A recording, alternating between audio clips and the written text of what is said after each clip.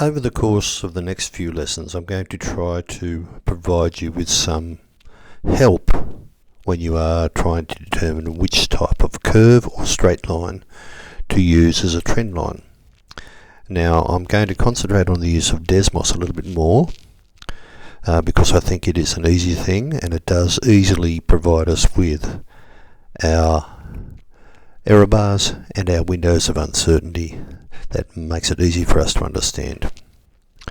Alright, as we can see here, this is a beautiful straight road that appears to go on forever and ever and ever. And that tells us something if we have got what we call linear data. Now, linear data will be a straight line data. Sometimes when we are doing a science experiment, we end up with a graph and our data points look something like the ones we've got here. Now, to an untrained eye or even a trained eye, that looks like it could be a very, very straight line. Now, considering the fact that each one of these data points has errors associated with it and error bars that are not there yet, then that adds greater credence or probability that the whole idea will be a straight line. Now, this one I've accidentally set up so it goes through the 0 point or origin, this point here. Not all graphs do, and not all graphs need to because they have a reason for it. There's a reason why they don't go through there, but some will do it. We do have some graphs in science that do go a straight line through the origin. Alright, so as it says here, it looks like we could draw a straight line, get a ruler out, get our pencil out and do it. Now, if we're doing this on our obviously, if we are doing it on computer, then our trend line would be a beautiful straight line. We'd set up a linear thing with it. If we're using Desmos, then we know we have to put in some equations. So if we put our Desmos in and we say it's those things, we use the proportionality sign here. Now remember, you can do that on Desmos by opening up the keyboard, which is on the bottom left-hand side of the screen.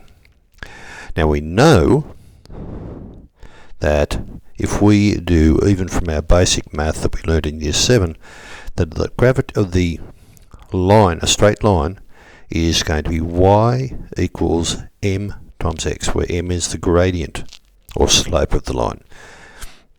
Now, this becomes important when you are discussing what you are seeing on the graph and what it means to your science. So if we've got a linear relationship, this tells us how quickly that causes that to change.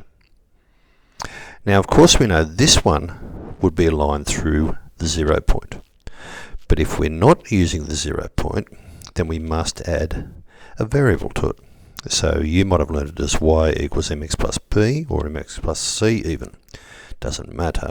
We've still got now y is there. M is still the gradient. This shows the relationship between these two, and this shows where the y-intercept is. And this can be talked about a little bit in your interpretation and analysis. Remember, the gradient is important, and as you go further up in the schooling, when you get to grade 11 and 12 and 13, you should really be including the gradient and what it means to the relationships between y, which is going to be your measured or dependent variable, and x, which is going to be your independent variable, what their relationship is. Alright, so when you are analysing it, what does a straight line mean? Well, obviously it tells you that the two things are linked or related. And as we see here, all these sort of things I would be adding to my analysis. And I wouldn't just be using it. I have done a very general, I've talked about independent variable and dependent variable.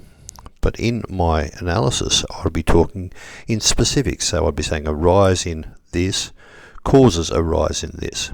Now remember, a straight line graph can also go the other way, where a rise in this causes a fall in this. That will be the focus of another short video. Now, the one thing we know about that rise and the changes that happen is they are consistent or constant. Probably constant is one that's better used. And remember, this is only through the values that we tested. The situation might change at higher numbers of the independent variable. We might find there might be a curve going on after that. Alright? And don't be frightened to tell me about the gradient. If you have a gradient of y equals x plus c, then for every one change in x, we get one change in y. Right?